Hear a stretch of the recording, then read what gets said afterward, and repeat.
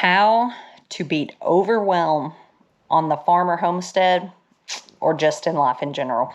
I'm going to give you guys some tips on this video. And if you can tell, I'm laying on my bed. First thing, and this is probably the most effective thing I'm going to say on this whole video, is put this down. Put it down at night and go to bed. And then start getting up at a consistent time every morning. Take a minute, get yourself ready for the day. Even if you just take a few minutes and put yourself together and make yourself feel like you're not just walking around in pajamas all day.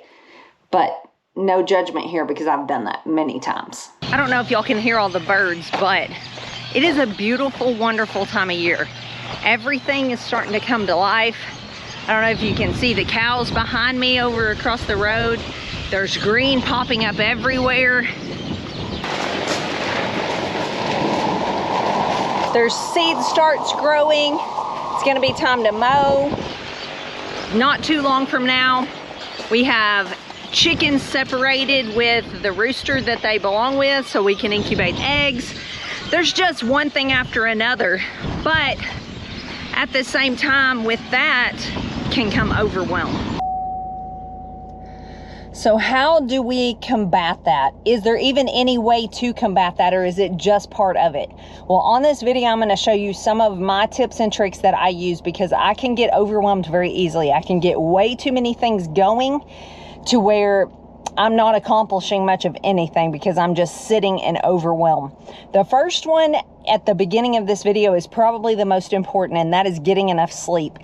And there's a couple things on this video for me personally, and I think for a lot of you as well. They kind of are things that work backwards. And I'll explain to you what I mean by that. As far as getting up in the morning, if you are sleeping too late and wasting precious hours of the day, you may be thinking, but I'm tired, I need sleep. You may have to get that sleep on the other end, which means putting your phone down, stopping scrolling, and going to bed. Because I don't know about you, but sometimes at night I can find myself just sitting up scrolling for no reason or just trying to accomplish one more thing, but I'm not really doing it effectively because I'm so tired. If you would work backwards and fix the problem and go to bed, you could definitely get up at a more consistent time. A second thing, just to kick this video off, is kind of along the same lines, and that is eating regularly and eating nutritiously. But no matter what you're eating, if you are not eating, consistently, that can throw everything off. I'm the type, I can go until after lunch, no problem, without eating at all. But I don't ever really get my metabolism going when I do that. And this is not to debate intermittent fasting at all, because I know there's people who purposely don't eat all day and eat one meal a day.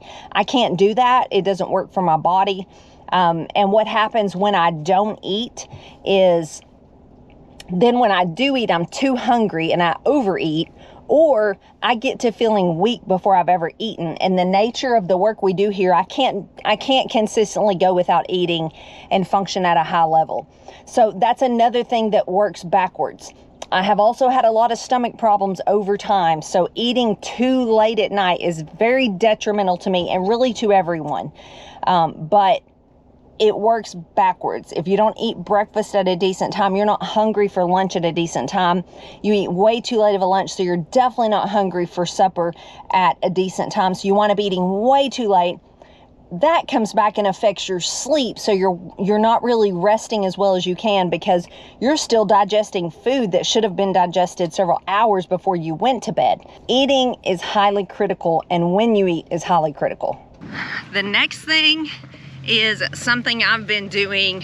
I'm starting month 2 of this, and that is adding in a little exercise. And I know on farms and homesteads and just a lot of jobs in general, you're getting exercise all the time. So you may be thinking, why would I want to exercise more? And we're talking about being overwhelmed, and you're saying we should add more things. Well, I know that doesn't sound exactly logical, but it's made all the difference for me. For one, if you're being intentional about getting enough to rest at night and getting out of bed, you're probably gonna have more time than you've been having. Secondly, There is something to be said for a physical job, but there's also something to be said for intentional movement that's continuous, that gets your heart rate up, that's really good for your overall health. Not to mention getting out and getting some vitamin D. I'm at my local park just a couple miles from my house. I also walk at my house. You don't have to spend money and join a gym. If you want to, completely great if that works out for you. I'm too far from town to do that. It would not only cost me money to do that I don't have in my budget, but it would cost me money and time and gas getting back and forth to town. So walking's free. Just get out and start walking a little bit each day, build up.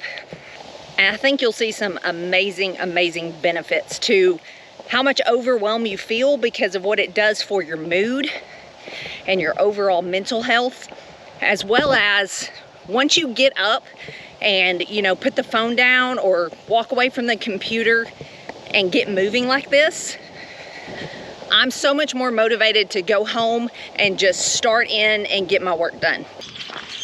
Okay, I got my walk in. I'm back here at the house. I have fed some animals. And so now that we have established some good habits to avoid overwhelm, now let's get down to the nitty-gritty. Let's say you already do those things. You get good sleep. You have cut back on the amount of time you spend on your phone. And I'm not talking about working on your phone and computer because lots of people do that. I do that. I'm talking about mindless, like time wasting things on your phone. You're eating right, you're getting some vitamin D, all those things, but you still just have more to do than you can possibly ever get done. What then?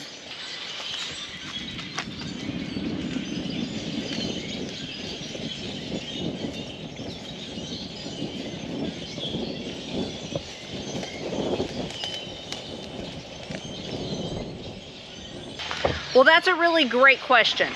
So you can see these flowers. I started growing flowers. I've got ranunculus down here growing. I've got all kinds of things growing as far as flowers goes. I've also started a lot of seeds. So all those things are fun to me. I've got lots of seeds started. I've got lettuce over there in the ground and cabbage and broccoli and all those things. I've also got plant starts, hence the seeds. I'm having different stages of vegetables and things for this spring. I'm about to start my warm season seeds as well. Y'all, these birds are crazy. I don't know if y'all can hear them. The weather's changing right now. It's been hot today, like up in the 70s, and we're about to have a front come through and it's gonna get below freezing, but spring is definitely here. Just lots of sounds and things of spring, but so I've got all those things going, flowers, seeds, plant starts, all the different things. So that is fun to me. And it's the time of year to do that. If you're interested in growing a garden, you know, it's easy to just go buy seeds and get carried away buying seeds, looking at websites and magazines, and that's what all the homesteaders are telling you to do right now is be getting seeds and get this and get that, get these trays, get this, and it's easy to get carried away with all that. For one, you feel like everyone else is doing it. For two, you feel like you need all the things. You feel like if I'm gonna grow a garden, I've gotta go all out. I've gotta start everything from seed. I can't just, you know, do it halfway. I've gotta do it all and I gotta do it right. And while that's a great attitude, that's a real go-getter attitude, that's also a real great way to get overwhelmed. The flowers I've started, the seeds I've started, all those things come from years of realizing that each thing I start, I better want that thing, because you better take careful stock of all the things that you are doing to create work for yourself. For instance, if you get carried away buying seeds, those seeds are gonna lead to time that you have to spend planting those seeds. Then you have to water those sprouts and take care of those sprouts. You're gonna have to carry those sprouts inside and outside to get them hardened off to be able to plant. You're gonna have to, you know, work up a garden spot. You're gonna have to plant those things. You're gonna have to water them and watch for bugs and pests. then they're going to produce something if you're doing it right. Then you're going to have to pick it. Then you're going to have to figure out what to do with it from there. Are you going to can? Are you going to learn to can? Are you going to freeze things? Are you going to learn to ferment or dehydrate or freeze dry or whatever the case may be? Do you have the space in your freezer? And I do not mean to be discouraging, but I do want to help you guys if you found yourself in overwhelm. If you're not prepared for the work something's gonna cause you, take a minute and take a breath before you jump in whole hog and create a lot of work for yourself and a lot of feelings of overwhelm.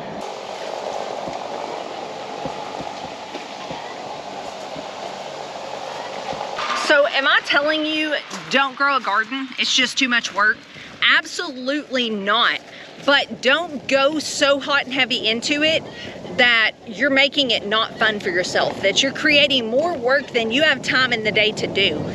That maybe you're like me and you've got kids getting married this spring and summer.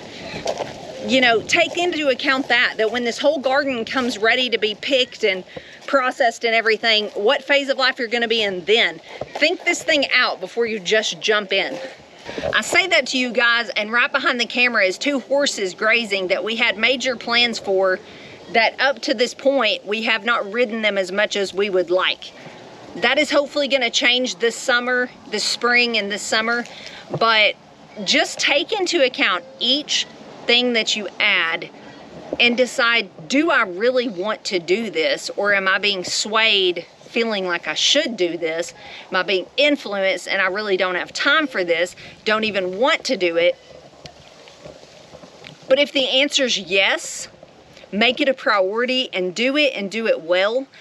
And if you find yourself in the place, and this is where I want to wrap this up, if you find yourself in a place of overwhelm where you can't put one foot in front of the other because there's so many things to do, you can't do anything, take stock of the things you're doing, and it may be time to trim those things back. Not too long ago, we got rid of all of our rabbits. We have all of our chickens separated right now to be able to hatch eggs because we're going to sell day-old chicks at the market.